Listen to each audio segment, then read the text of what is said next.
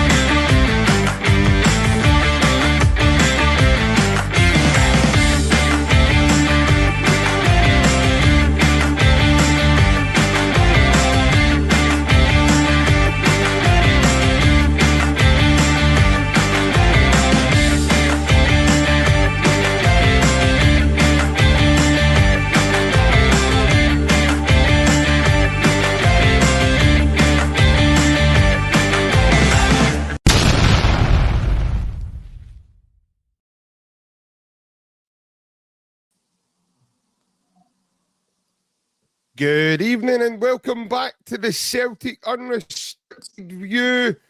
We have some breaking news, Ryan, and that's why we've went live tonight, mate. We've got some breaking news, and as you can see, folks, my good man, Mr. Ryan Clifford, joining me this evening. And the breaking news is, this man here has signed with Celtic. Yes, folks, you've heard it. Kasper Schmeichel signs on for the Hoops on a 1-year contract with the option of a further year. Ryan, how are you first and foremost, mate? It's good to see you. It's good to have you back on. Good bit of breaking news for us. I'm very good, mate. Thanks for the being today. I enjoyed that myself. No, Kasper was a wee bit of a ghost there, wasn't he? But he's signed now, mate. So the big man signed on, mate. Very, very good appointment. We'll obviously dig into that during the pod. But like you say, mate, it's good to be back on and good to chat about some positive news about the club, some positive transfer news, and something for us to get our teeth into. Obviously, the goalkeeper for Aston Villa signed as well, so that's just about the goalkeeper department sorted now, and now we can focus on other parts of the team, mate, as well, and hope you're very well as well. I'm good, mate. Thanks very much. What's the other goalie's name, Ryan? Well, Jamie Sinsalo. Well done, mate. You've been practicing. That's not bad, mate. That's quite good, by the way. You've been practicing. That's good. That's actually good, that. That's actually quite good, that, aye. Yeah, mate, I think it's been the world's worst kept secret, I think, that we've been signing Kasper for, for some time now. And I'm really glad that it's, he's in the door, mate. Not only that, Viljami Sinisalo has also joined him as well. I read today, mate, that he's made a very good impression in training and stuff. So, all in all, mate, it's some right good positive steps moving forward. Yeah, it's a position which we did need one major position in terms of a top number one and then somebody to cover him, because with the sounds of it, we've not seen any photos of Scott Benji Seagrass in America. Whether or not that's because he's injured or he has been told to stay behind and he's going elsewhere. And I'd imagine Scott Ben would probably fill out the third choice and just be there if need be, if anything does happen in case of emergency. So you've got that position sorted now. Kasper Schmeichel, we all know more about than the boy for Aston Villa. So the boy obviously played on loan to Exeter last season, done very well for them. Exeter fans were really obviously sad to not get him back on loan again. Some Aston Villa fans are saying that why we're letting him go, he's a very good point for the future and stuff, but I'm not really going to really speak about him much in terms of what I know of, because I don't know much about him. I'm not going to sit here and speak about him because I don't know much about him. I've seen the wee clips, but we've all seen clips before of people, JP, and they've turned out to be good, so I'm not going to make judgment on this guy. By all accounts, he's been tracked by Celtic for a while. Whether or not that's been to buy him or if it's a potential loan deal earlier on before, who knows. But we've got that position sorted now, mate, and now we can look at other positions which we do need to get quality or resources in the door. Yeah, 100%, mate. Like you mentioned, the forward planning, I think, for the club with this one, and I thought it was amazing, mate, listening to Viljami's interview the other day when he said that the move's been on the cards for a wee while, mate. I felt that was a big surprise, Ryan, because it just shows you, obviously, we're not privy to what's going on in the background. But it just shows you, mate, that these deals are further down the line and probably what the media and, various journalism channels and stuff put out. It just shows as well, JP, that the media don't know of it, because we're maybe saying the club don't know who's who and who, like I said the other day, reading between the lines, didn't really know who the goalkeeper was going to be. During the summer, we had about 5 or 6 links to different goalkeepers. Kasper wasn't really mentioned. He was only really mentioned because Brendan Rodgers managed Leicester and he's obviously got that connection with him, and he played just about every game for him, nearly. And obviously he left, and obviously then he played Danny Ward. So he's been with Rodgers a lot of, I think he played over 400 games for Leicester or overall, and that's not including any games at Man City, I think, as well. So he's played a lot of football, international and domestic, but it just shows you that the media don't know of it. But there was obviously, we don't know if maybe the board weren't going to stump up the money for a major signing, i.e. if you want, for me, Kasper would, if Kasper wasn't 37, people would be going, it's an absolute blockbuster signing. But it's because his age, people are not going to say, wow, blockbuster. His age isn't, the thing is, as well, mate, his age isn't even relevant. No, I know, but I mean, in terms of the fan base, if it was a 30-year-old Kasper Schmeichel, we'd be all going, wow, blockbuster, absolute marquee signing. But it's just because his age, people are not going to go marquee, but on his ability, it's a tremendous signing.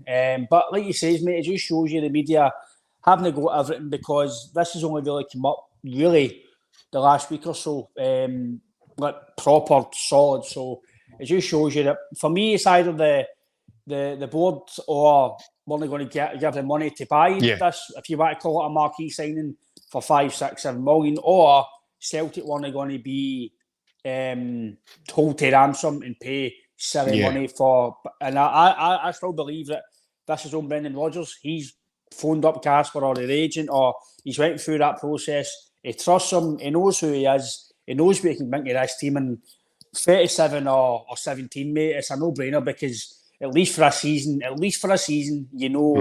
a season and a half or 2 seasons, you've got a reliable number one, and for at least a season, because who knows, in the season, he might go, I've had enough. Like Joe Hart might go, do you know what? I've had an amazing season here. I want to call it quits. So for at least a season, you've got a dependable number one for European football and in Scotland, and then you've got an up-and-coming, I don't want to say project, but you've got an up-and-coming guy who can learn off him, maybe play the odd league game, the odd cup game, develop, and then maybe next year or 2 years' time, when Kasper leaves, he can be able to step in. And for the first time in a long time, I can say there's a wee bit of forward planning there with that. So, which is good to hear for the fans. Yeah, 100%, mate. Like I says, this signing will no doubt bring a lot of excitement to certain fans. People that just watched them in the Euros obviously knows, how good a goalie is. If you know football, you know how good a goalkeeper he is. I actually said a while ago, and I've spoke to you lads as well, I actually think in terms of the way he kicks the ball, the way he plays, I mean, he passes the ball just as good as Matt O'Reilly. He's good with the ball, his feet's really comfortable. So, all in all, I think we definitely are replacing Joe Hart. Some would argue that we've got an upgrade on what Joe Hart's capable of. So, I think his experience level, Ryan, is going to be invaluable to us. Callum McGregor lost that big buddy, big brother sort of thing, and Joe Hart, where he could rely on him, maybe even to get advice off him as well. That senior pro. And Celtic, Brendan Rodgers has went and replaced Joe Hart with the exact same thing. He's bringing in a Danish captain, a guy who's played over 105 games for Denmark. That's absolutely scary. Yeah, Ross, I think the vast majority, I don't think there'll be any Celtic fans out there that'll be disappointed by the signing, mate. I really don't. But I want to take this opportunity to say good evening to every one of you that are tuning in with us as well. Hope everybody's well. I hope everybody's liking the new content we've got for you as well that's out. And we'll be back Monday night again with a phone in. So, again, if anybody wants to take part in that, we've already had a couple of messages, but if anybody wants to, send us a DM on any of the platforms, Facebook, Twitter, Instagram, you can even message us on TikTok as well. My good man, Mr. Alan Stirling's joining us this evening as well. I said, good evening, everyone. Sadly, our hopes of an incredible Tony Warner return have been dashed. I know you had some dough on Big Tony coming back, Al. You and Ryan were taking bets on if it was going to be Tony or Stuart Kerr. I actually thought the two of you had been down in Bleach at the time, right enough, when that was happening, but I knew it wasn't going to be any day too, but aye, good man, Alan. Hope you're well, pal. So, obviously, Ryan, we were down at Celtic Park a couple of weeks ago, mate, and we spoke about the goalkeeping situation, and we said then... Cheers, Alan. Cheers, Alan. Thanks very much, mate. Thank you very much. Kind words. Yeah, as I said, we spoke about the goalkeeping situation, and I said to you, Ryan, that the goalkeeping situation was massive. It was one that we had to get right. And not only have they went and replaced Joe Hart, as I said, but they've also, the forward planning's kicked in there as well, and it's been down the line, Ryan. It's also been down the line because, they've brought in another goalkeeper.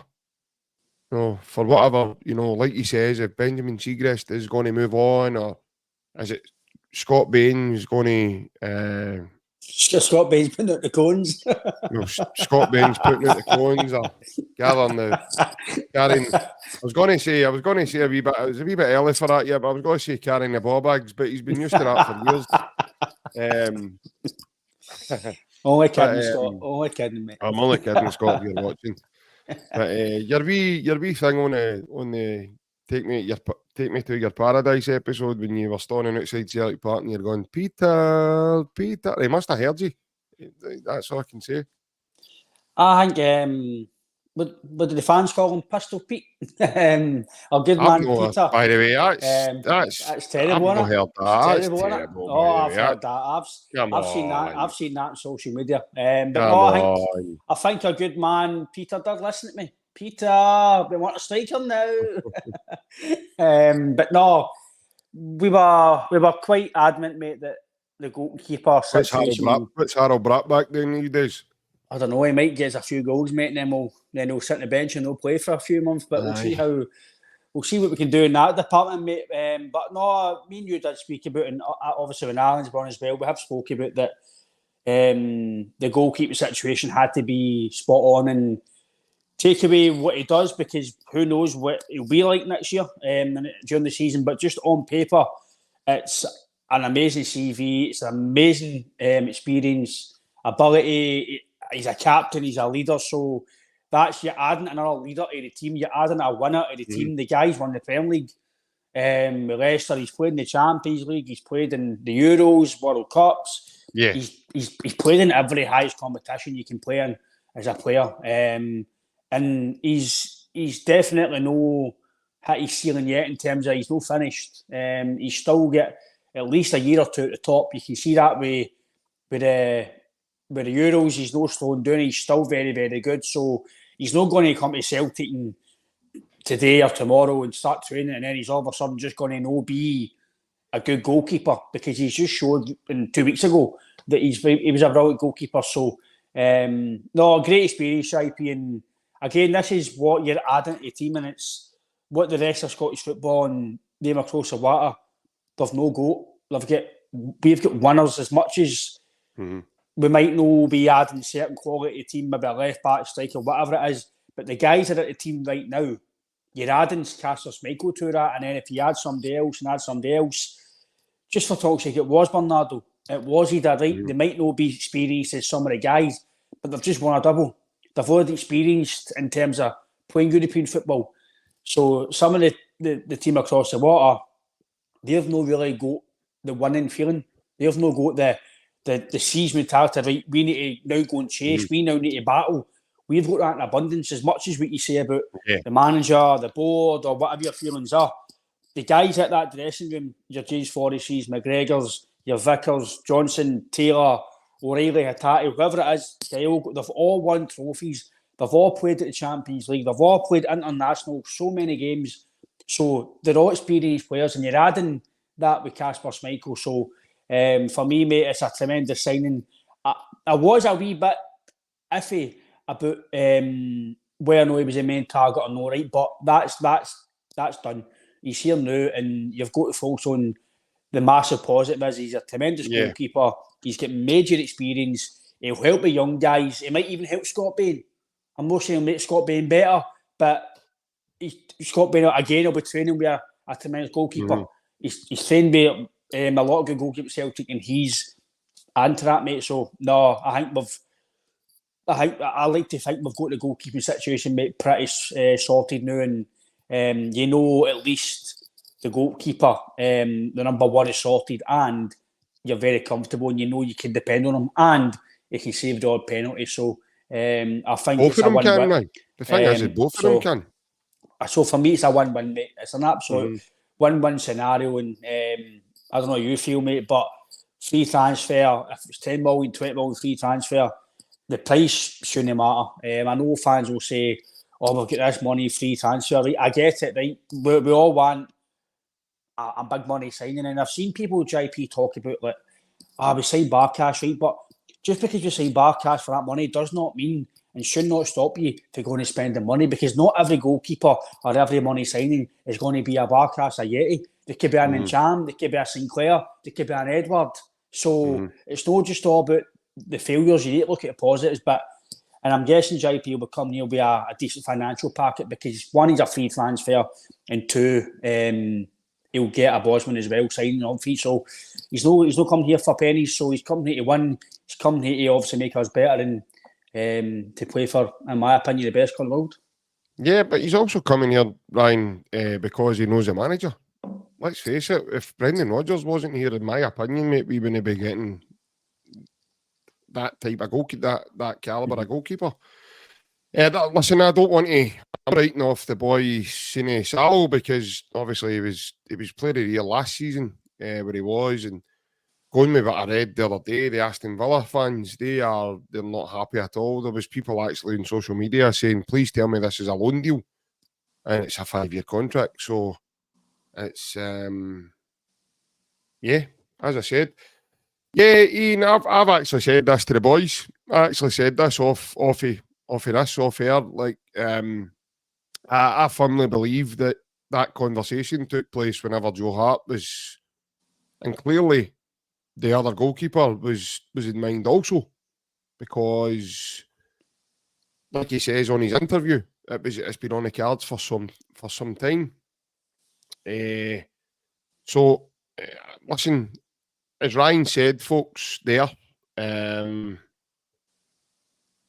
it's forward planning, and also it's got Brendan Rodgers' signature all over it, because it's two guys that he has obviously done his due diligence on. One, he knows Kasper Schmeichel. So do we all. Let's face it, we all know who he is. We all know his dad. And the wealth of experience he brings to the team. Now, Jerry Burns, he commented earlier, Ryan, and he said, JP, are you gutted that we didn't sign Dubravka? Oh, he's gutted, Jerry. He's gutted, man. I am in a way because I wanted Martin Dubravka. But, Jerry, what I will say is I'm not gutted now that I know the calibre of goalkeeper we've brought in to be the number one. I would have been gutted if it was someone like a Benji Siegrist or another Scott Bain. Then I would have been gutted, and I would have probably had a wee bit more to say on the matter. In terms of the namesake of Martin Dubravka, I wish Martin all the best. I do think he'll leave Newcastle. He'll come to he's 37. Aye. Aye. He's funny. He's only 28. I know 28. No, I wish him all the best. I really do. I think he'll be an absolute amazing signing for his next club, whoever it is he goes to. But I'm really glad Celtic done business, Jerry, also, and we've managed to get in. Ian, that's it, mate. And listen, that's what it's all about. It's all about having different perspectives, and you know, I've always found it strange, Ian, when you see folk arguing and getting right into heated discussions with one another just because this guy thinks differently from you, or because an opinion, for me, it's not up for discussion. That is what someone thinks. And these people that get quite heated to bring somebody else's opinion and try and make their opinion their own as well, it's mental. It's absolutely, it's baffling to me, Ryan. Because that's what's so good about the podcast as well, and Big Alan as well. Like, he brings a totally different perspective on certain things, and I quite like the idea. I mean, we definitely see things a bit differently, and I like that. But maybe people on the outside think me and Alan hate each other. And it's not, and I can sit here right now and tell you that is not the case. Alan is one of the nicest, if not the nicest guy one of the nicest guys I've ever met. And he's just he's a great guy, as is Ryan as well. And that's what makes it, that's what makes it so good, doing this with the guys as well, because I couldn't think of a better bunch of guys to do this with.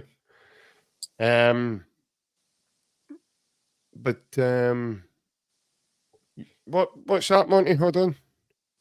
You mean Alan doesn't see it from the board's view, JP? I don't know what you mean by that, Monty. I don't know what you're meaning there, mate. What does that mean?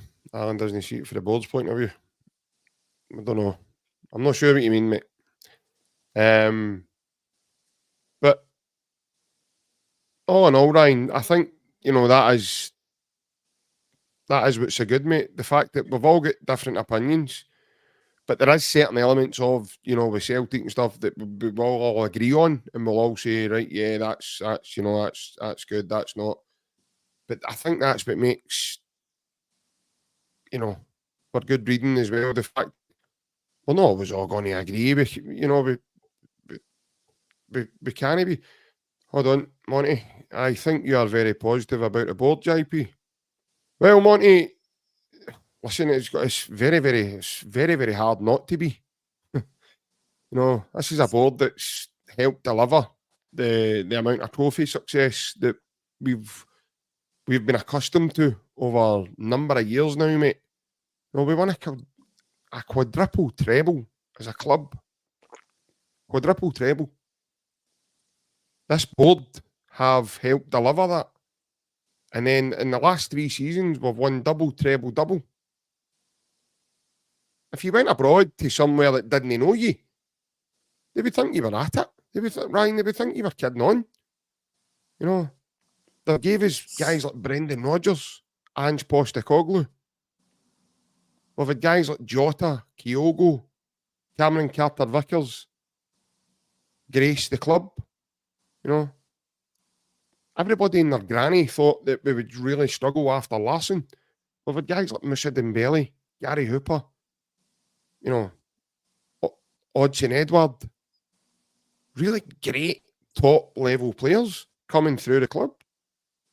And the board have been part of that. We can't all just sit here and say, do you know what, we're failing and we're doing this and it's all the board's fault. But then we're not giving the board praise whenever things are going well. So the way we are ran, our club is ran at an elite level, folks. Now that's my opinion. That's the way our club are run. That's why we've got so much money in the bank. It's because of the diligent people we've got at the helm. So, but Monty, you're mentioning Ronnie Delia there, like that was a bad thing, mate. He won 3 trophies in 2 years. And he was a man that set Celtic on the pathway to developing guys like Callum McGregor, Kieran Tierney. So, football's not, and the board have done an amazing job as much as they've got things wrong as well. So, the board they're running the club very diligently. Why do you think we've got the amount of money that we have in the accounts? That's not because we play in Scottish football. Because Scottish football offer next to nothing in terms of revenue. Absolutely nothing. I think it was at a time, Monty, as well with Delia, that he was for me, he was the right guy at the wrong time. Because if you look at the team across the water, they weren't even in the league. They were away down the leagues, and the timing of that was wrong. So again, but you can't fault the guy. He won the 2 leagues he was asked to win, and he won the cup as well. So you can't. And realistically, he was cheated from winning the treble. Realistically. And then we brought a man in Brendan Rodgers who made winning trebles the norm. Ryan, that's just, that's absolute farcical anywhere else, mate. But this is what I'm saying about, and I've said it a million times, we need to enjoy being Celtic fans at the moment. Because this is one of the greatest times ever to be a Celtic fan. The amount of success we have endured being a Celtic fan has been absolutely remarkable. I know people are going to say that, the results in Europe haven't been great at all. You've got to remember where we are in Europe, folks. There is a lot of leagues out there that are paying astronomical amounts of money. We play in Scottish football. So, it's not, football recruitment isn't an exact science. You're never going to get everything spot on. But look at what we've brought through the club. Look at the amount of money we've generated. Our transfer and player trading model is unbelievable. That's why it's been so successful for us. And yeah, maybe moving forward, it needs tweaked and it needs, developed a bit better. But it doesn't need radicalised. Because we've seen guys like Van Dijk coming through the club, who went for big money. Kieran Tierney came through our youth ranks, he went for big money. Matt O'Reilly's probably going to... We paid 1.5 million quid from MK Dons And he's probably likely that he's going to break the transfer record for Scottish football. So, in terms of European side, like I say, it's a lot harder in Europe. And it's harder for the reason that we're not tested, Ryan, domestically to that level. So I think Celtic always find themselves, trying to play catch up in there. But what I will say is, and this is down to recruitment team and everything else, we are underprepared when we get into Europe. We are underprepared. The manager needs to be given the best chance possible in order to try and be successful. But it's not a guarantee, Ryan, that that's going to happen either. Because you can go and buy guys that are older, but they still come and don't cut it. So, again, mate, somewhere along the lines, you need to find a balance. And you need to, but our player trading model, that's exactly where we are. We're a selling club.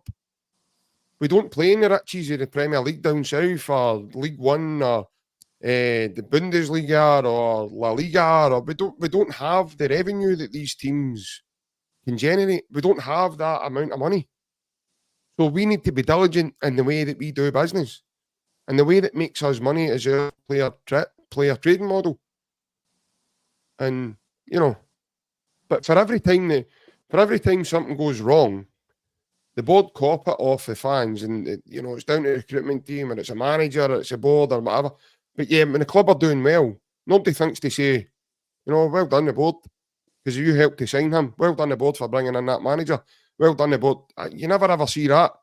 But you always, the first thing you see when it's going wrong is the fingers start getting pointed. I just find it bizarre at times, Ryan. No, to start off with what James was saying, listen, football's all about opinions, mate. Doesn't matter if you played football or no, you're always going to have your opinion. It's no right, it's no wrong, it's your opinion. Don't get me wrong, maybe people think some of my opinions are wild and crazy, but I see some people on social media and just in general, and I'm like, Ryan, don't say anything, because some things I'm like, okay. Even with certain players, even about maybe certain players like Scales and Taylor, and some things I'm like, you are watching the same thing as me, and that's when I get frustrated. And listen, in terms of I obviously want to talk about the board, because I've said to you and Alan on group chats, and we don't get heated, but we do have quite debates on the WhatsApp and other people. And for me, the Celtic board domestically have been amazing. Right, we've absolutely been amazing domestically. To win trebles and doubles, etc. Right, it's amazing, and it's something that we need to cherish in a way that you've seen your club do that, right? And listen, the board, the way we are run domestically, right? Domestically, and I say this because I want to separate Europe and domestic. Domestically, we will always be okay. We'll always be okay. First and foremost, it's your bread and butter, Ryan, isn't it? So we'll always be okay in Scotland, because one, we're financially better than everybody else, and two, we've got a far better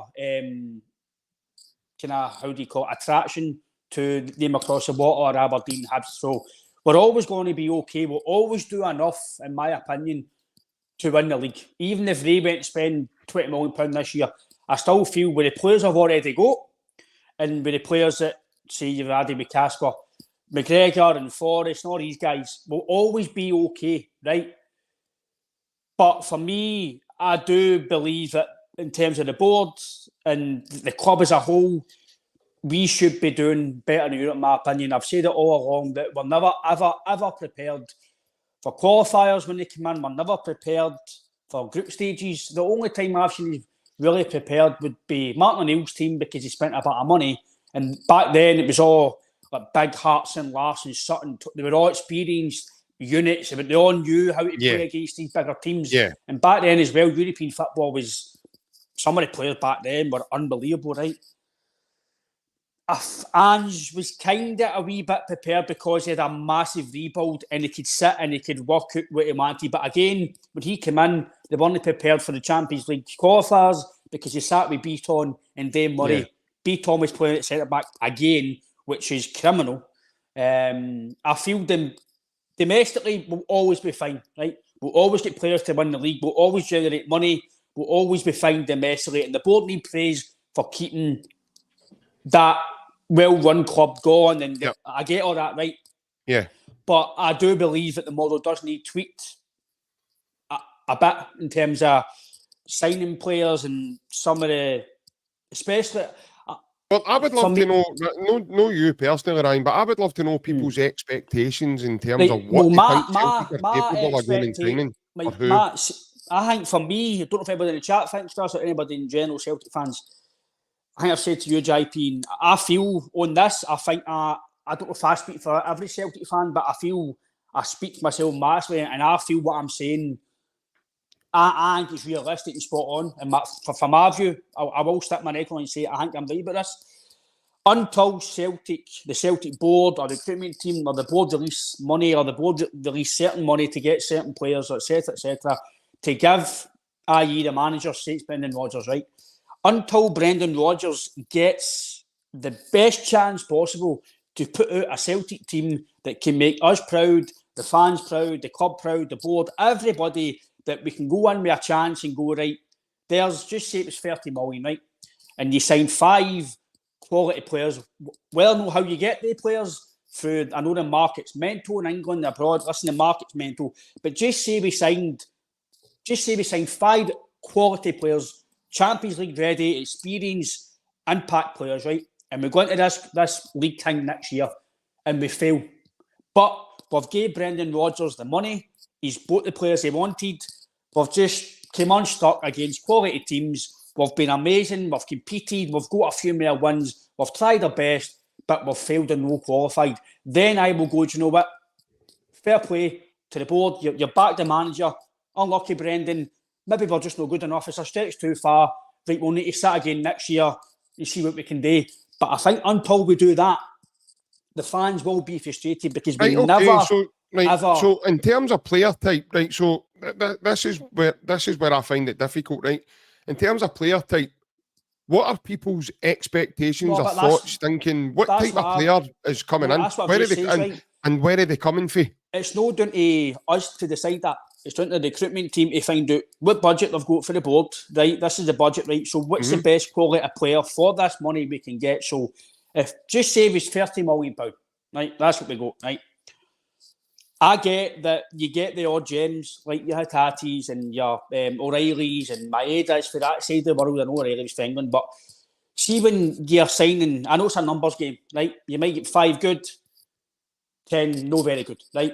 But see it if we're signing guys like Terrio, Kwon, Yang, Haskabanovic, Siegrist, Bain, even Liam Scales playing me every week, Stephen Welsh in the background. Guys like that, we're never ever going to progress in Europe, and that's an absolute fact. It's an absolute fact. We can't keep paying. I know this is a market we need to shop in, right? But there's only so many 500 grand and £1 million players that you're going to get for the same market all the time. So for me, if you're going to shop in the Japanese market, do it for one season, wait 2 or 3 years till maybe some of the talent recycles, and then you go and do it. But we seem to be short under Ange, especially in last year's recruitment, in the same markets. You're never, ever going to get every talented player for the same markets. But I just feel we never give... But you're not just shopping in the market. What Celtic are doing is networking in these sort of continents. But I just feel, for me, mate, you're never going to... See until Brendan Rodgers or whoever the manager is at the helm, see until they get the best chance spots. Because, let's be fair, realistically, how many Celtic managers have been given a squad that's able to try and really compete? Apart from Ange and O'Neill, maybe, because Gordon Stanton's team, I don't want to say average players because they were physical and strong, but compared to some of the transfer fees and some of the budgets other managers have had, Gordon Stanton had a very decent group of players that all put together, i.e. Nakamura and guys like that, but Hartley and Brown and Robson, they were hardly fighting players and they'd done the nasty side of the game and they worked hard. I feel because of how connected they were and how well tactically Stratton was and everything else, he got the players to a certain level. Neil Lennon as well. Yeah. Neil Lennon's trading model in terms of that scouting, that worked in a way, like Kayal and Izzy and all the guys, right? That's what Celtic are doing now, mate. No, I get that, That's right? that's been our player trading model for years. But even then, with Lennon had done well in Europe, right, to a certain degree. But I just feel until, me personally, I'm only talking for myself, until we get the board or the recruiting team, whoever it is, to give Brendan Rodgers the best chance possible. Because this year, you've got the biggest financial you've ever had. I'm not saying you need to go and spend £10 million a player because you've got this money. That's not what I'm saying. But you've got a wee bit of leeway to be a wee bit braver. So if you do need to spend an extra £3 or £4 million a player, you can do it. Because for me, I think people are scared to pay big money for players in case they fail. But turn that around. If you pay £5 million for a player now, just say last year we were linked to Daniel Podence, right? Daniel Podence was amazing for Olympiacos. He won the conference for Olympiacos. People might say it's a conference. It's still a European trophy. I couldn't care if it was how easy it is to win it or whatever it is. It's still a European trophy. Right? You pay £8 million for Daniel Podence last season, right? Or 7.5 million, right? You win the double, right? And potentially one or two more of that quality potentially gets you third into the Europa League. That's the transfer fees paid. So sometimes when you go a bit of a risk, you're maybe going to double your money, or you're going to get that money back with success. But people think if you're paying £5 million for a player, but what happens if he fails? But turn that around. What if it's an Edward or a Julian who was all right? Julian was all right. I thought he was all right. Carter Vickers, Jota, they were successes, but they helped you. We might not qualify for Europe, but you can start to see we could have next season, right? Let's build on it. And I get fans' frustrations, IP, in terms of we very rarely build from strength. When they went down and liquidated, we should have. For me, I don't know if you feel on this, that anybody else feels about it, right? For me, the biggest downfall from us, maybe no now, but then, was when they got liquidated. I felt the board just went, like, dial us in, right? They didn't back him with much money.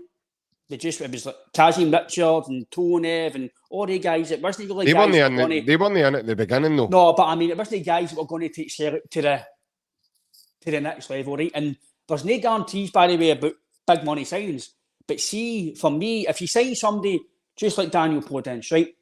He's done it just about everywhere he's went. The last bit of Wolves wasn't great because he wasn't winning a manager. Olympiacos done very well. Might have not had all the goals and assists, but he was brilliant for Olympiacos in terms of the way they play and what he put to them. Let's Scott Sinclair, it's a big, these guys have all came and done well, but people are scared to spend money or a wee bit braver. But what happens if it fails? I just think, Ryan, in all honesty, mate, I think a lot of Celtic fans think we're still a big club and we're still a big club. We're a big club in a small pond in the European side. Football has totally changed, and as is the transfer market, mate, as well. I mean, I've just seen the day that Muric, the Burnley goalkeeper, has left and went for 10 million initial payment and a 5 million add-on. This is what you're up against. Guys like that are leaving for big money. This is what I'm saying. Celtic can't do that. First and foremost, we're playing Scottish football. We cannot attract that level of player.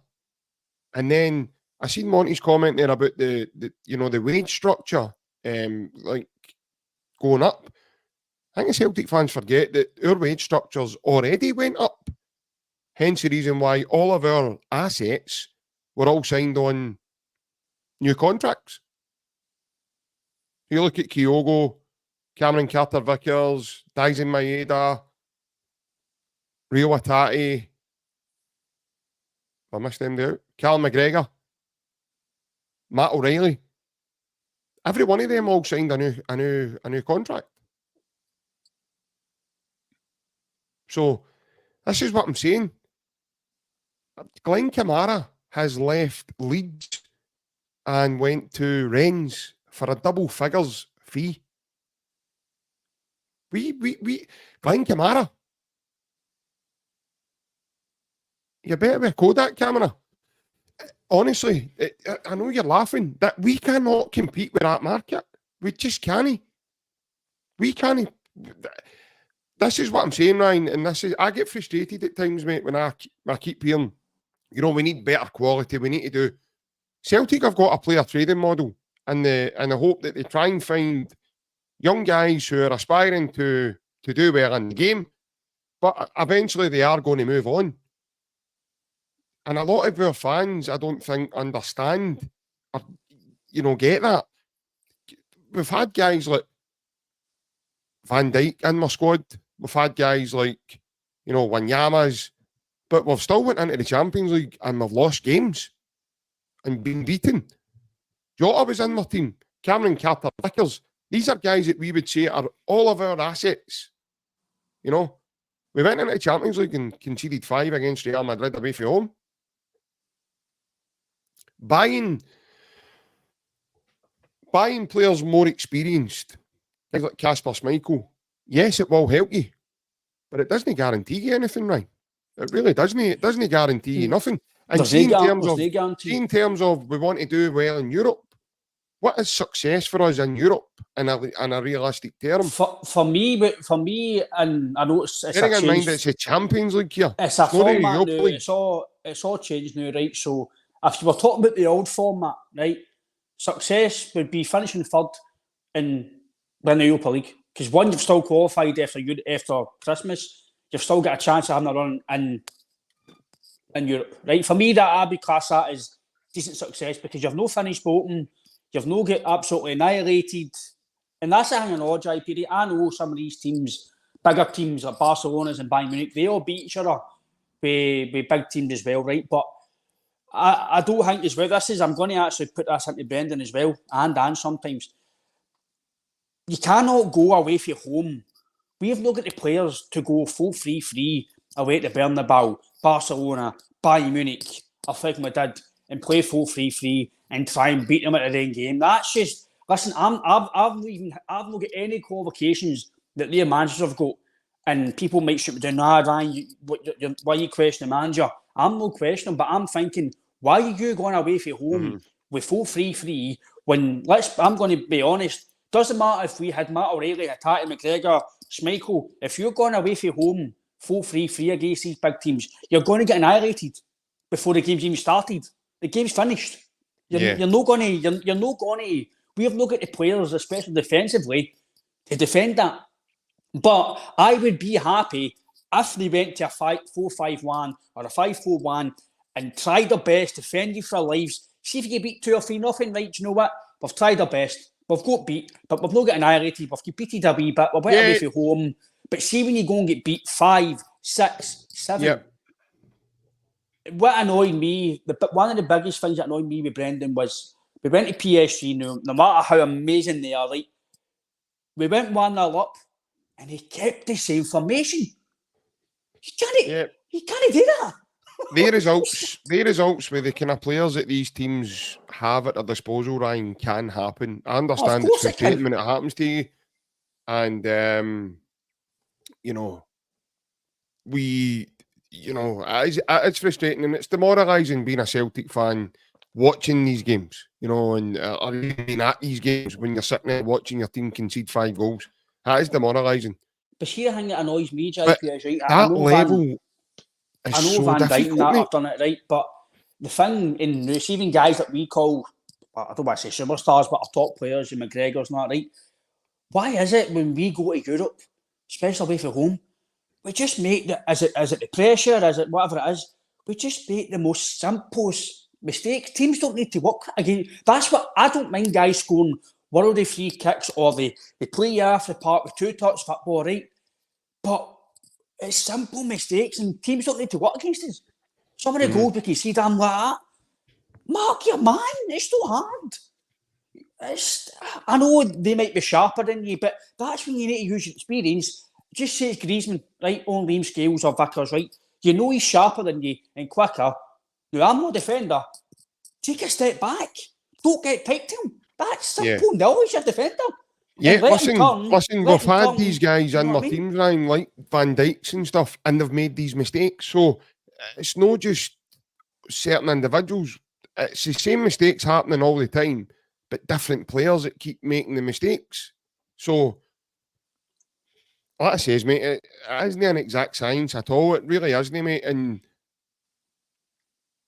yeah, I think I seen a comment there earlier on. Someone was saying that, you know, we beat Feyenoord last season. That was great to do that, because that put an end to a right red, rotten, horrible run of results we've had in the Champions League. But we're back in the Champions League again for the third consecutive season. You know, it's so difficult to be at that level. It's so hard to play at that level.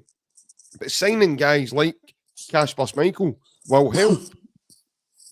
I just think we need to trust in Brendan, mate, and we need to hope that, you know, he's down the line with a couple of other deals that can really get his motoring forward. And I'm not just talking about Idar or Bernardo. There'll be other areas in the pitch that Brendan needs to do a bit of business in. Like I say, Greg Taylor needs a hand, because he's only left back at the club. So he needs a hand in there, he needs cover, he needs someone to come in and, you know, help him out in there, because we play a lot of games. That's just a fact. We play a lot of games, and when you've got that, you know, you need to be able to be flexible there and change it up a bit. And I think what Brendan's trying to do is he's trying to bring in guys who have got that instant quality, so that when you are exchanging guys like maybe Callum McGregor coming off or Rio Atati coming off, it's someone like that that's coming on. And the bench then becomes stronger.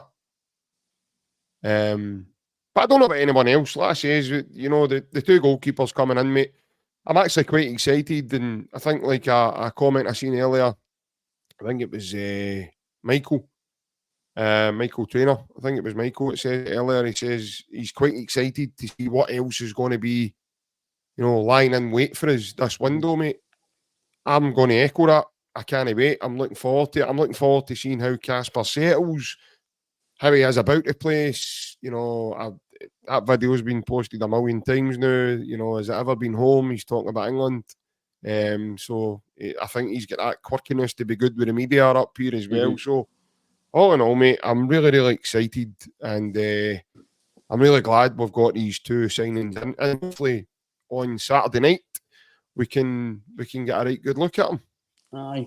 No, definitely. It's a bad you're saying obviously about Europe as well, and I just want us to be a bit harder to beat JP. I think. I'm on board with that, mate. If Brendan can find a way to change the way we play in Europe, I'm on board with that too, mate. I feel when teams draw against us, they're absolutely buzzing to play us. One, because they love going to Celtic Park and the atmosphere and that and all. Listen, I don't know what people think, right, but I get that the guitar and all that, it's all nice, it's all good atmosphere and people singing songs and the walk alone, listen, it's all good atmosphere, right? But I want Celtic Park to be intimidating. I don't want Celtic to draw Barcelona, Real Madrid and all these teams go, like, you've got Griezmann. I can't wait to go to Celtic Park for a nice wee do it and play against Celtic. Oh, the light show and the guitar, it's lovely. I can't wait to go to that. No, you just need to look at Tony Cruz's comments, mate. It must be intimidating because he said it was, you know. But it's not before the game, though. Before the game, it's all, hey, singing songs, oh, welcome to the Champions League, come on to play your football. I want it to be intimidating, grueling.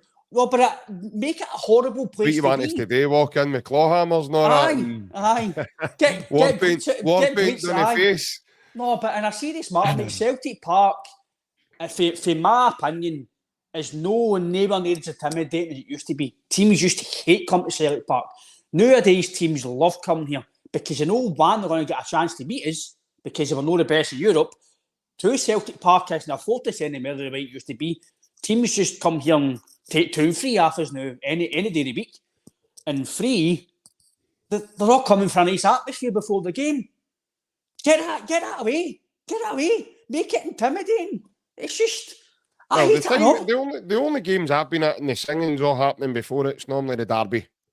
But I've seen it as well last year. Because obviously there's no fans. There's no fans, obviously. But I don't know, even derby games, make it intimidating. It's just my mate. People. The derby games were intimidating, mate. Come on, I mean before it. It's just my opinion, mate. I know what you're saying. I know. I don't think going to a derby game or a European game should be a fun factor. A wee celebration beforehand. Hey, What? It should be nasty and grueling, and I can't make into them, make it rowdy, make them. I'm not saying throw things at them, but just don't let them settle before the game, or be warm-ups, kicking about, and or the nice music, and that's just the way I would have loved to go to Celtic Park as a player, mate. Oh, look, I can't wait. Guitars playing, or the fans are all cheering Walker Low, and it's all beautiful. I can't wait to stop my stuff on the park. Make it a right intimidating atmosphere before the kick-off. And because for me, the only way...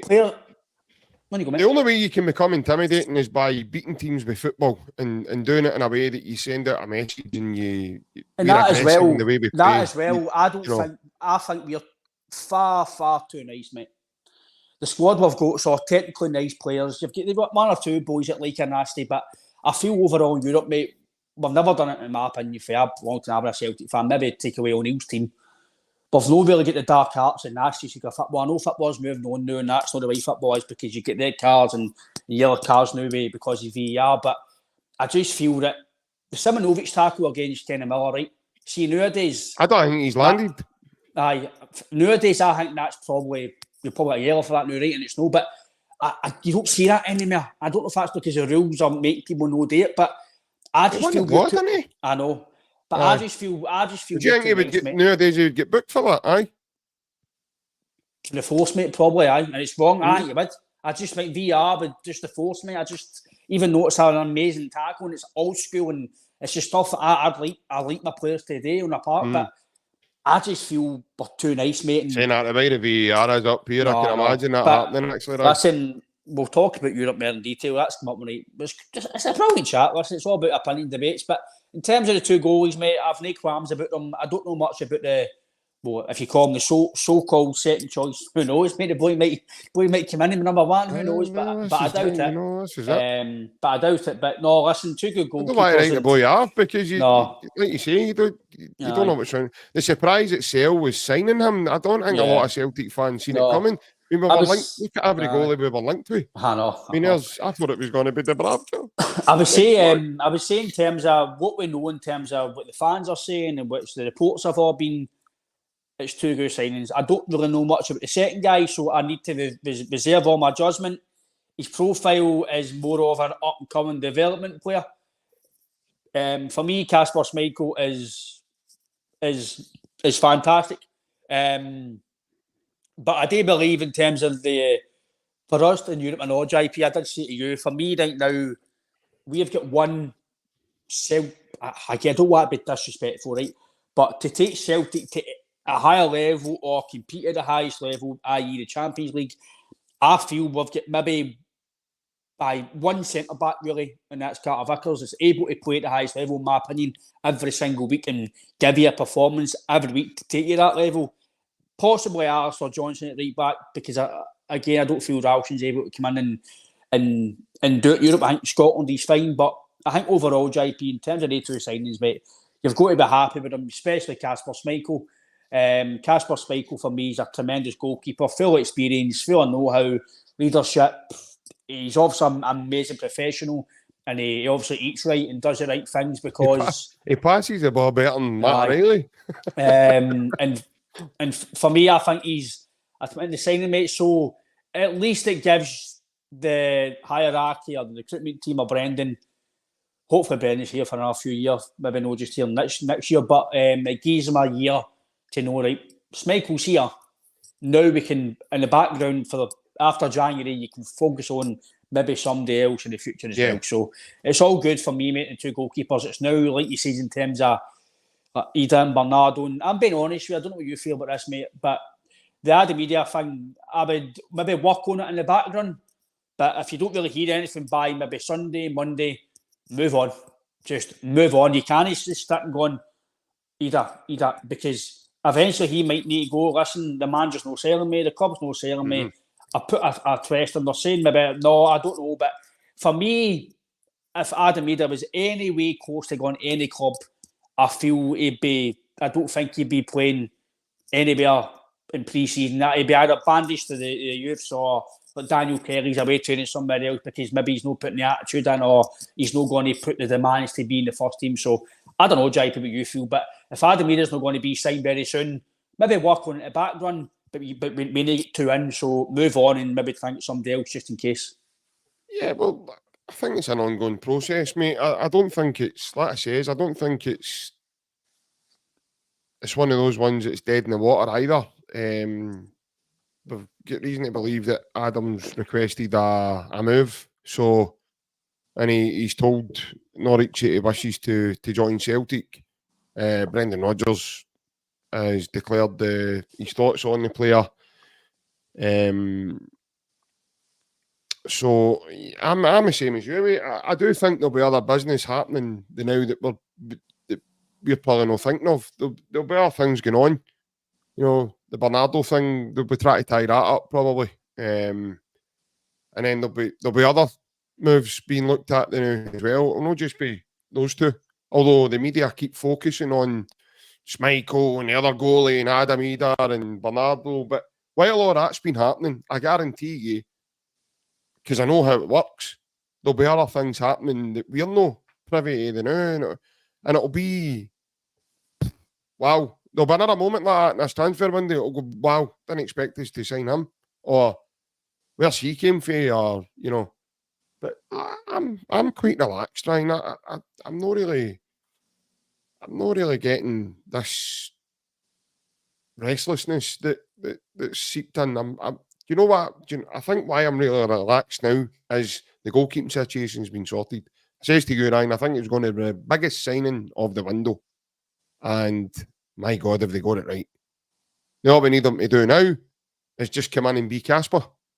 That's it. Don't come in and try and do anything fancy or anything, you know. Don't come in and be a ghost. Don't come in and be a ghost. Don't come in and disappear. Just come in and be you and you'll be fine. Come in and be you, and listen, this fan base will take to him very, very quickly. Very quickly. Because he can read the game really well. He's a great penalty stopper.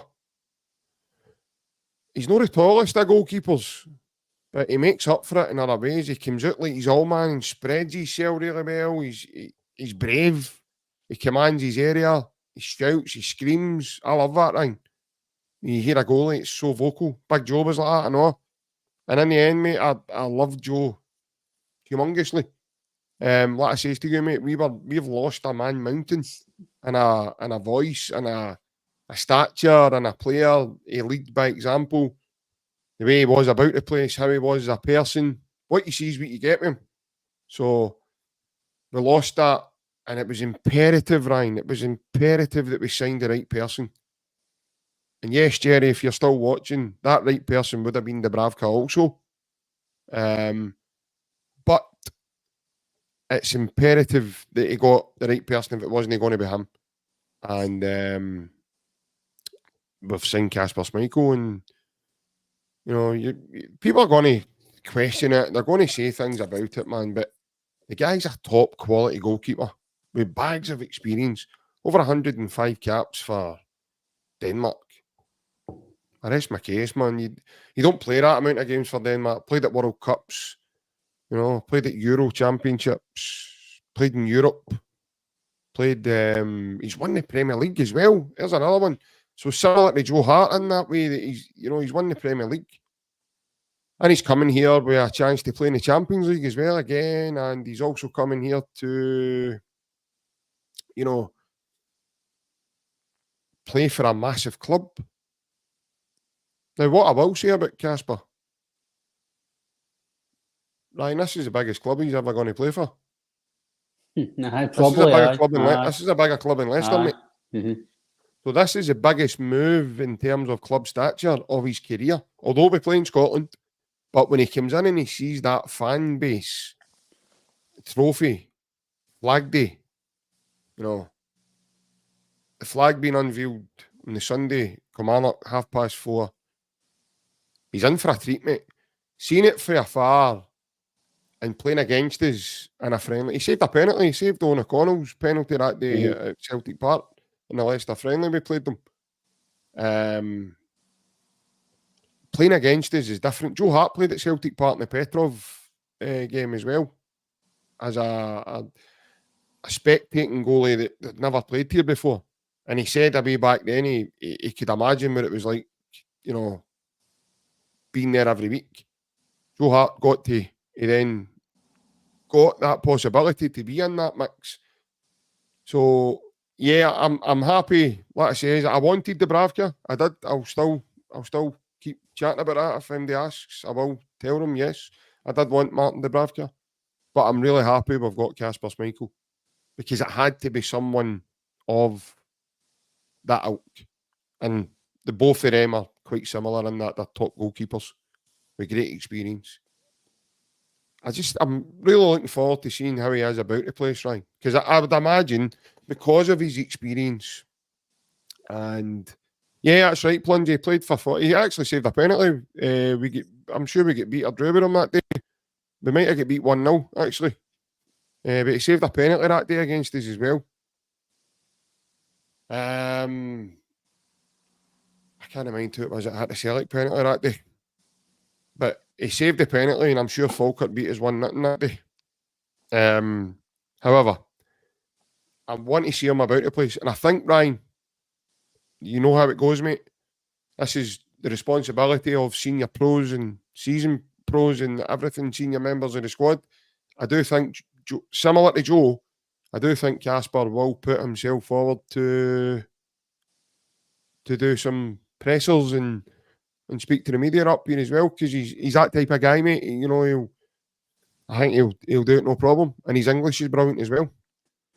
No, listen, it doesn't matter what age he is or what feet. Listen, he's a tremendous goalkeeper. Listen, I would have loved to have spent £5-6 million on a top goalie, and it'd have been brilliant to have that in kind of marquee goalkeeper. We've done it already in Barkas. We thought it was a top goalie. But that's what I'm saying as well, mate. I don't want that to put people off, or the club putting it off, not to spend money just because of Barkas, because that's, listen, I think that's a good example of spending the big money. It doesn't always guarantee that. No, you're spot on, mate. But quality. I think, especially on social media, mate, fans seem to use that as an excuse all the time. But we signed a Yeti in Barkas. Aye, we did, but we signed Edward, Jota, Vickers, Nancham, Sinclair for good money as well. So you don't just look at the failures, you need to look at the good ones as well. And that shouldn't stop you spending money, an extra £2 or £3 million a player, just because you Barkas feel. Because look at him now for Utrecht, flying. The fans love him. So that's telling you he's still an able goalkeeper. It's just all of a sudden that Celtic, he didn't perform. Probably one of the worst goals I've ever had at his time at Celtic. I don't want to say that twice, enough, because that'd be double Dutch, wouldn't it? But at the time, for Athens and his time at Utrecht, he's been a good goalkeeper. So it's just unfortunate at Celtic, during COVID and the spell we were under, it was poor. And I don't want that to put people off thinking that we can't spend a bit more money, be that £2 million or £3 million on a goalkeeper instead of a low loan and a free transfer, or instead of whatever. But on Kasper Schmeichel, mate, he's a top goalkeeper. For me, there's not one negative about this transfer. That's my opinion. There's not one negative. 100% not. I'd have loved to have spent big money on a goalkeeper. It'd have been amazing. It'd have been a massive statement. But this is still a big statement in terms of the goalkeeper. He's a quality goalkeeper. He's got every experience under the sun. Fans will say it's a cheap option. Fans will say that we want a younger goalie. Listen, that's fine. It's all about opinions, and it's what you prefer and what you want to do. But for me, for at least a year or two now, you know you've got to settle number one. You know what he's going to do. You know he's not going to be unbelievably bad, because he was amazing 2-3 weeks ago.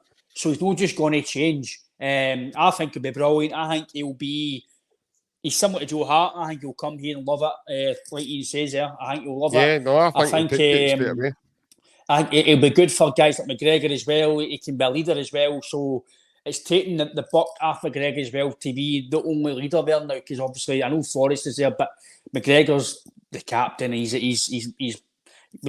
if you call it Mr. Celtic. So Kasper's been very good, mate, and he'll help guys like Taylor, Scales, Ralston, Welsh. Yeah, no, 100%, mate, 100%. We can see, like, say that as well. You're talking about Scalesy, right, in terms of positioning sense and everything else. He'll help. He'll be a goalkeeper, he'll talk to him. 100%. He'll say to him, you need to come here, you need to be there. So that might improve these guys' games as well. It might, it might, but listen, knowing that you've got a goalkeeper, a Joe Hart's experience, and now potentially Kasper's behind you, it's always, listen, I can always talk from my own experience when I played GIP. And if I didn't play maybe the best of teams, or my team wasn't playing well at the time, or whatever, see if I knew I had, like, my centre back was really good and my goalkeeper, I had comfort knowing that as long as I maybe get the ball, I might score a goal because we've got that at the back. It gives you that cushion, and I'm a big believer. If you get your goalkeeper right in your core, your centre back, your striker, and your midfielder, everything else, in my opinion, you can let it go together. And we've got the stickers. You've got your McGregor, you've got Kyogo, and you've got Kasper right now as it stands. So if O'Reilly stays brilliant, then that should get your core. You just need somebody to come in with Vickers now, and that may take a bit of money, who knows. But listen, it's just, we just need to be positive now, see what happens in the next few days, in the next week or so, the transfer. But I would say, with 2 weeks to go nearly this weekend to the first game, JP, I like to see a bit more motoring towards the... I'd want us to be at full strength as we can and be a bit stronger for the Kelly game, because I wouldn't say we're massively stronger than last season, but taking with the two goalie signings, it's really the same team. So I'd like to add to that before. Kilmarnock. I'd like to get a really good centre back next to Scales. I'd love us to go out and spend a bit of money on a really experienced centre back if we can. Next to Scales. No, I'm glad you're warming to him, no, mate. Next to No, you've put us out there now. You've put it out there. You've put it in the... You all heard them, folks. Put in the comments, please, if you all heard Ryan there. He wants someone next to Scales. Next to Carter Vickers. That's not what he said. Come on now. Scales is an easy squad player to help in Scotland and come in. But for me, for the European level, I know people say get man, but listen, look with your eyes, and for him to take Celtic forward and us to progress in Europe, in my opinion, we need better than Liam Scales and Greg Taylor and Rav. But you can't sign everybody. It's just maybe greedy, just fans. You just want the best. But listen, mate, we'll talk about European side as we go on. But it was good to get a wee debate when I suppose tonight. I know, it was definitely. As it always normally is. Lindsay, definitely. He can't take it back now. He said it. It's out there.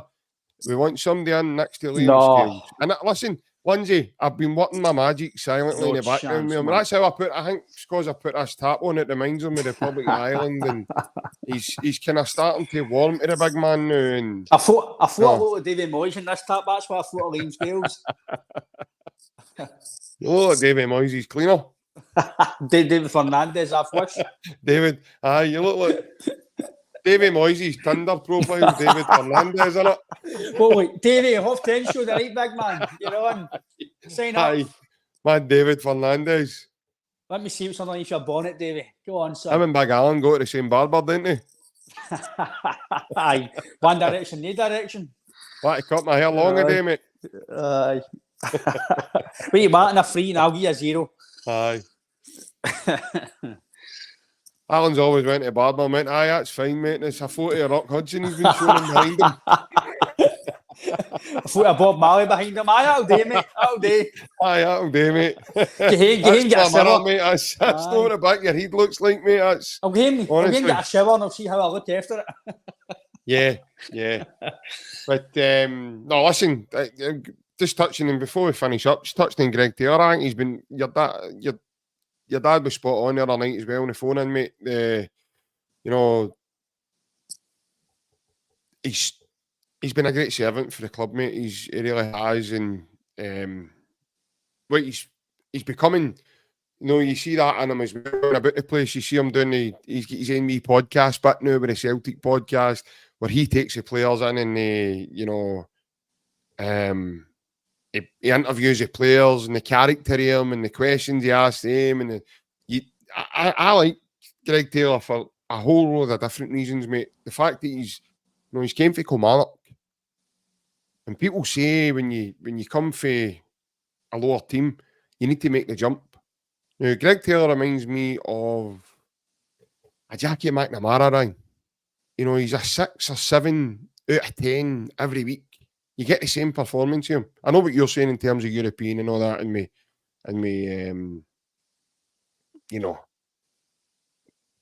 we all want to strive to be better in Europe, and we all want to, but for me, Greg Taylor has delivered. you know, on big occasions for us as well, big moments, and he's a big character about the place as well. And they guys, Ryan, not just for the football talent, mate, or you know, they're just as important to you as a guy who's like Jota, who's technically brilliant and can do all the magical tricks, and you know,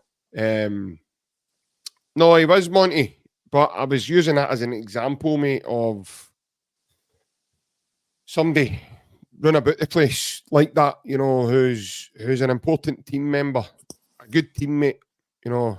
That's what I was using. It was nothing to do with his footballing ability, mate. So you've maybe picked that up wrong. They're important attributes to have when you're wearing them, and that's important in the dressing room as well, mate. I know. Listen, Greg Taylor's he's a steady 7 out of 10 in Scotland, and he's very fit.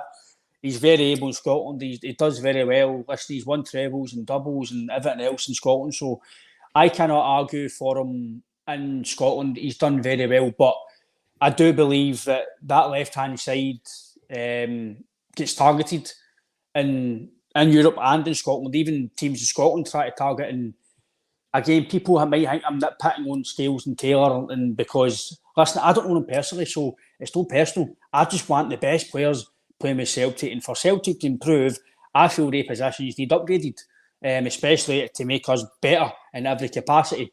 Teams target that left-hand side. Why do they target that left-hand side? Because it's a weak point of the team. You don't target something that you don't think is good. You target it because either you don't find it physical, you can get at it, you don't find them. There's loads of reasons why teams target a certain position or a certain player. And they obviously, every team feels that that's the best chance of getting a joy out of Celtic. And they're probably right, in my opinion, especially when you go to European football. There's a reason why they target that side. It's because they know they're going to get joy out of it. And that's why I just feel, especially going forward in Europe, they should be backups and we should get somebody else to come in. That's not saying they're bad players. That's just me saying they should be backups to then come in, i.e., if you're playing in the Wednesday or Tuesday or Thursday, whatever it is, then they may be playing the Saturday, and it's not going to be, the quality's not going to go right down. But I feel if you continue to play them in Europe, JP, if you continue to go with the same back line all the time in Europe, like we've went kind of with the same back line the last 2 campaigns, Johnson was in for a wee bit, Scales in and out, but Scales the only one that was there the whole season, mate. Everybody else saw changing about him. I mean, out of the campaigns, Taylor's been through the campaigns, Vickers has been through one now. So I just feel if you continue going with the same back line, it's similar to them across the water.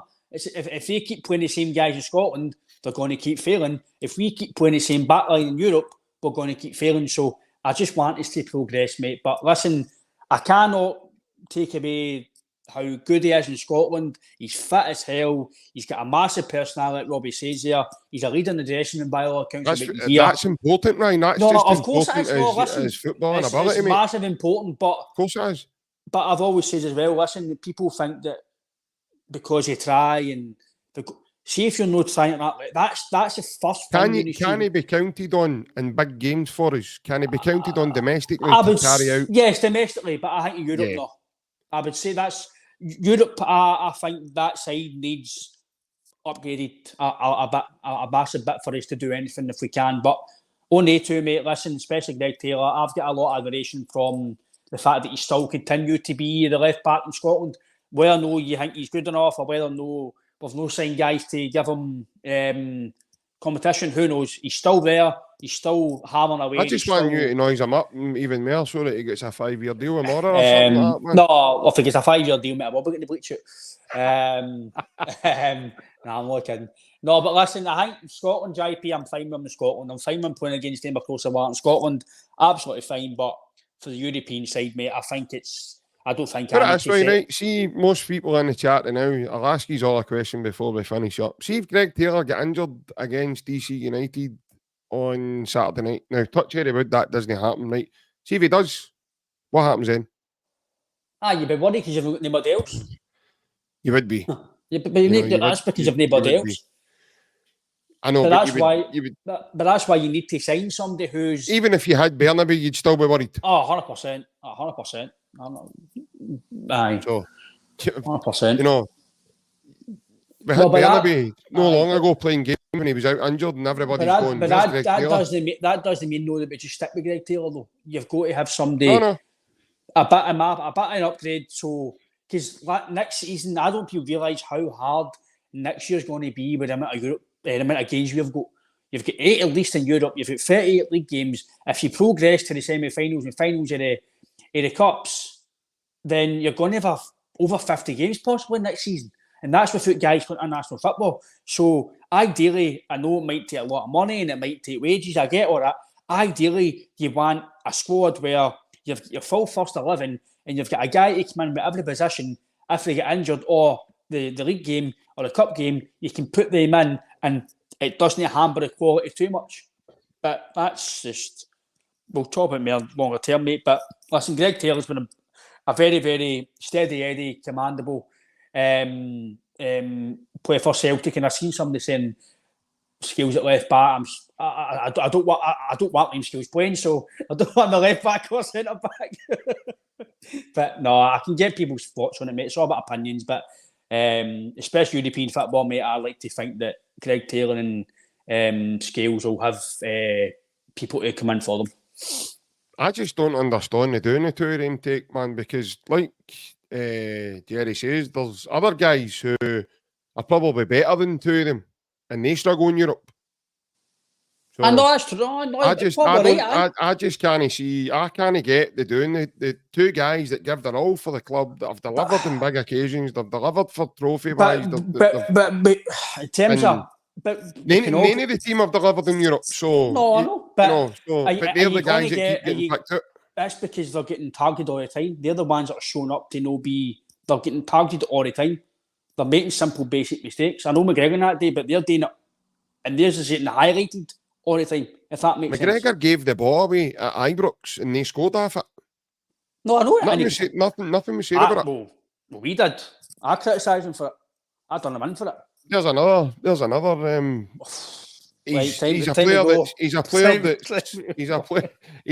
that's played in the last couple of games. But this is what I'm saying as well. Kobayashi's there's got to be decisions made. You know, but you know, someone else. There's been that many comments, Ryan. It's hard to kind of keep up with every one of them. But someone else said something about the physicality. You know, the physicality in the team. No, James, he's not got a power cut, mate. He's absolutely fine. He's, as you can see, he's just turned the light on there. He had to get a fiver top up there for his lecky. James was asking you there, you know, have you had a power cut there or no?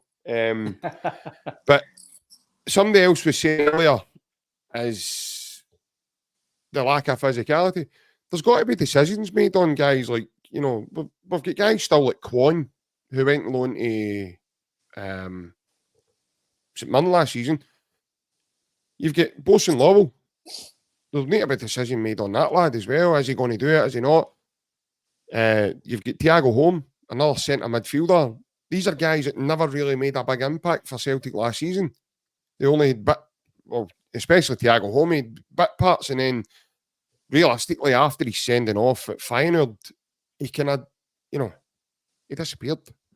So there'll need to be decisions made on these guys, but they have travelled to America with a view to maybe playing in one of these games. Lager Bielka's over there as well. So who knows? Maybe is Brendan going to give this guy another chance? We don't know. See on the Kobayashi thing, he hardly played him last year. Like he wasn't even in squads most of the time. Yeah. Was he injured, Ryan? I've seen comments. Somebody says that here in social media, somebody was saying he had a bad injury or something. For what I've seen with Kobayashi, JP, like, he looks lightweight. It just doesn't look good enough to play with Celtic. Mate, 100%. Yeah. But no, listen, look, who knows? He could have just sprouted wings the last few months, and he could be a superstar. But I can't see it. I think Kwon will maybe go on loan. I think Bosun Lowell will go on loan. Potential Home might go on loan the way Brendan was speaking. So I think there'll be some outgoing still to go. They might happen as the window goes on. It might not happen straight away, but I'd imagine Mikey Johnson, if he doesn't show up pre-season, he'll be away. I'm being honest, for Mikey, if he was listening, he won't be listening, but if he was, I would just, for his own personal development, his own personal career, I think he'd be better off going and playing elsewhere just to get game time, because his game time will be limited at Celtic. He won't play every week. He might be on the bench, he might get 10 minutes, he might start a cup game, he might play here and there, but he won't play 25, 30 games in a row, etc., to really develop his career. So it's the same with Stephen Welsh, Ryan, as well. He's another one, again, for his own career and his own,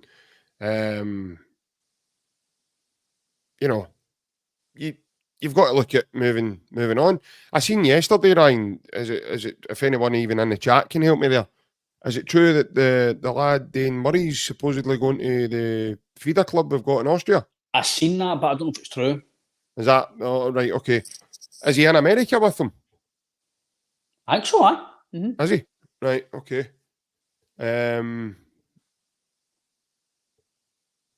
Because this is what I'm saying.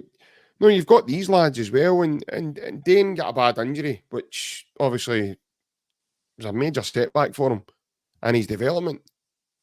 But I know guys closer to the player and that know him quite well, and they're of the opinion that he's at a higher level than Stephen Welsh.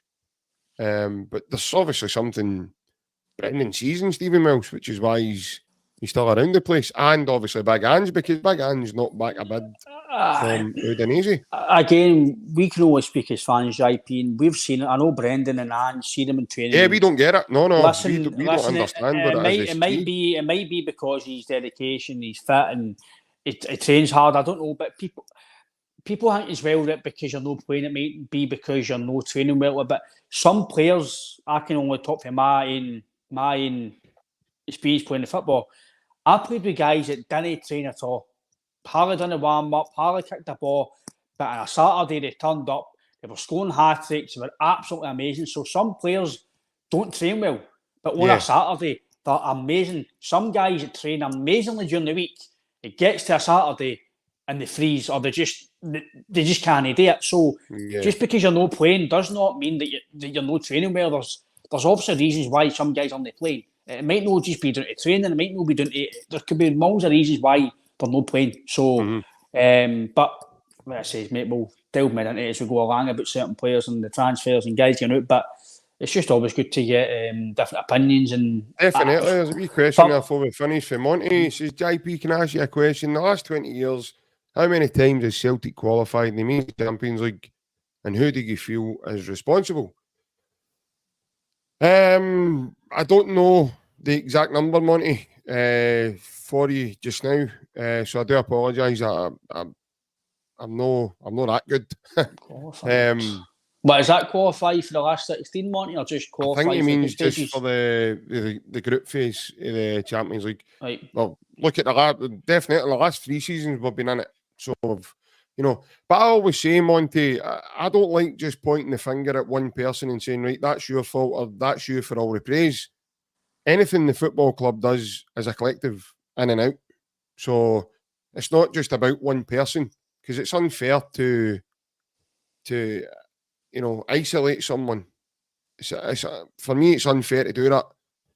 We win as a team, we lose as a team, but it's always about a collective. I don't just look at individuals. A lot of guys seem to think, they look at individuals playing in the first team and that's it. I look at guys that contribute, guys that come in stages of the season when they're needed, i.e. injuries, suspensions. When they're really, when you had a season like last season, Monty, you've got to roll your sleeves up, mate, and get on about it and do a different side of your game to get through games. Going up to St Johnstone, you're really struggling. You're getting through.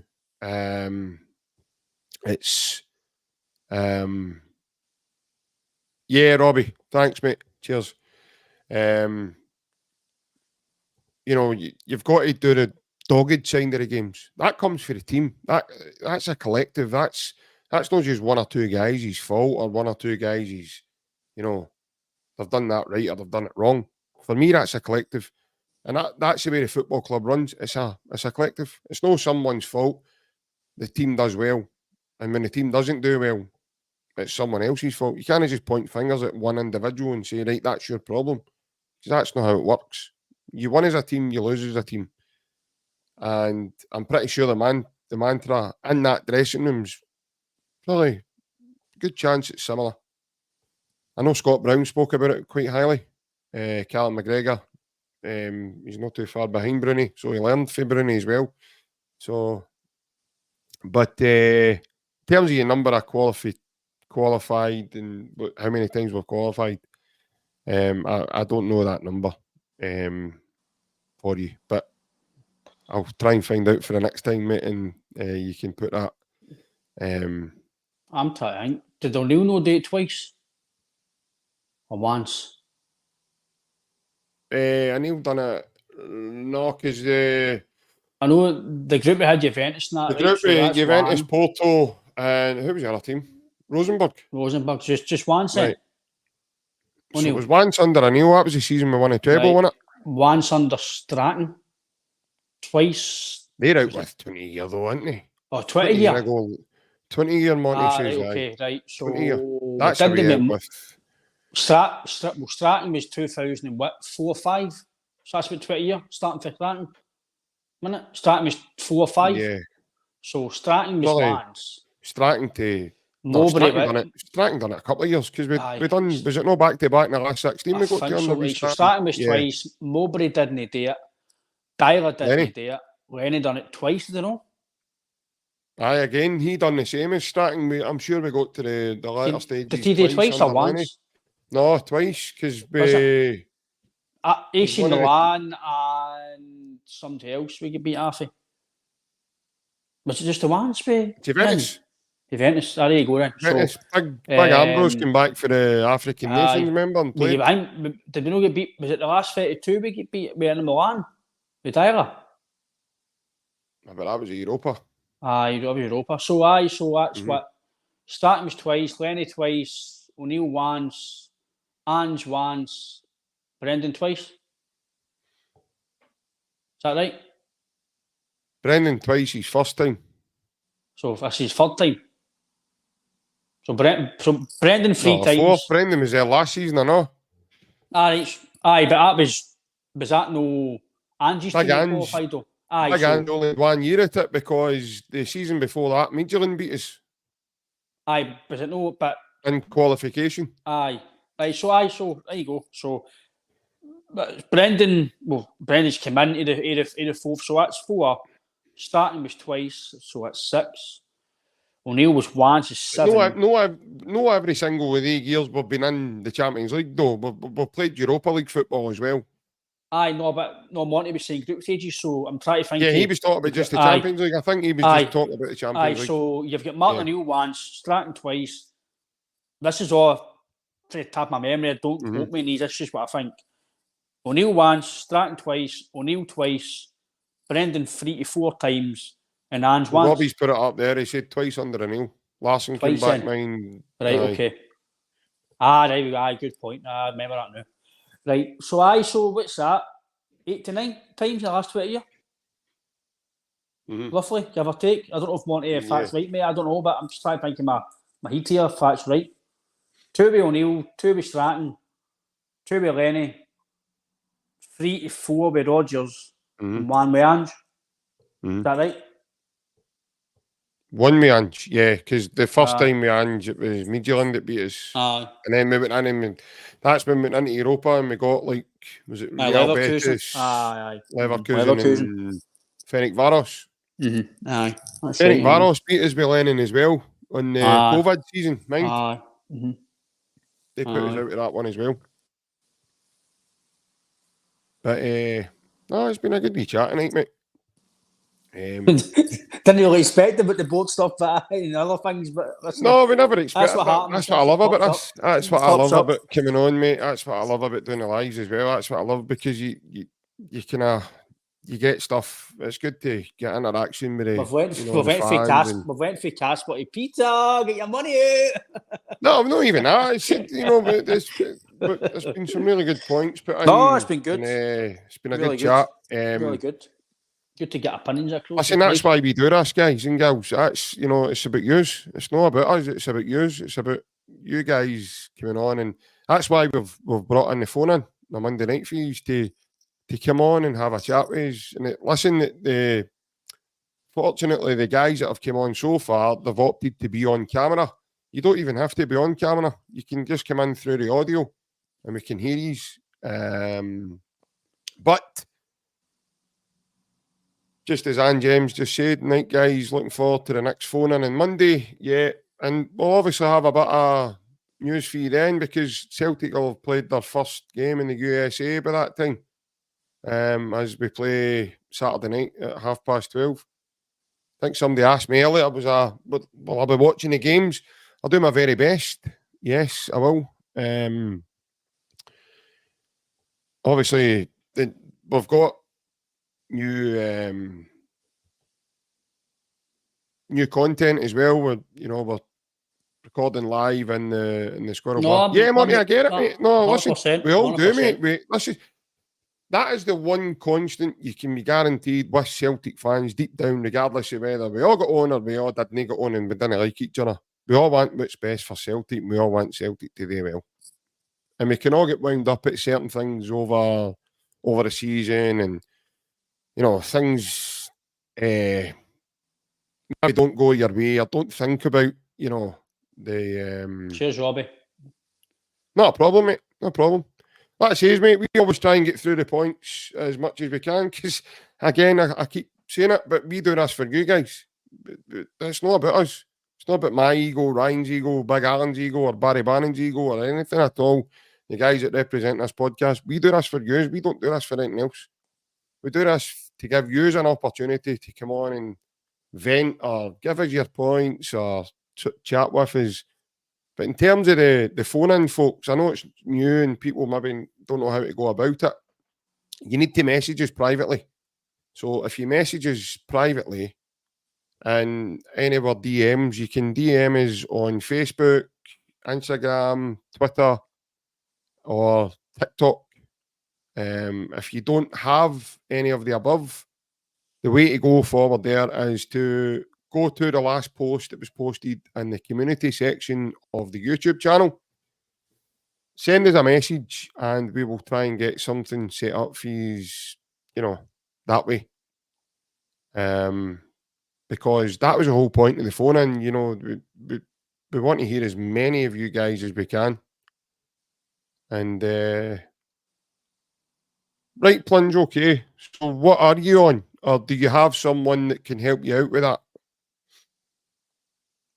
Before we go, what are you on? Because like I said, you don't need to have social media. But what you do have to have is a device that can activate the internet and